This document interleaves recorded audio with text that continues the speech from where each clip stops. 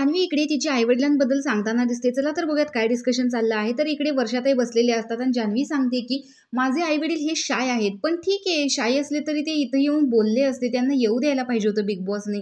त्यांचं कसं आहे, ते मला त्यांचा मुलगा म्हणतात. म्हणजे मला भाऊ आहे, एक मोठी बहीण आहे. पण माझ्या मते किंवा त्यांच्या मते मीच त्यांचा मुलगा आहे आणि ते मला ट्रीट सुद्धा तसेच करतात. तर वर्षाताई म्हणतात, म्हणजे त्यांना एक तुझा आधार वाटत असेल, मॉरल सपोर्ट असेल, म्हणजे पैसे वगैरे नाहीत, पण ठीक आहे ना, मॉरल सपोर्ट हे असतोच आई-वडिलांसाठी. तर जान्हवी सांगते, की "हो, तसंच आहे माझं." म्हणजे त्यांना जरी एखाद्या वेळेस मोठ्या बहिणीचा फोन आला नाही तरी चालेल, पण मी त्यांना कामाहून येताना रोजच्या रोज फोन केलाच पाहिजे आणि जर फोन आला नाही, तर बाबांना असं वाटतं, की "अरे, का हिनं आम्हाला फोन का नाही केला?"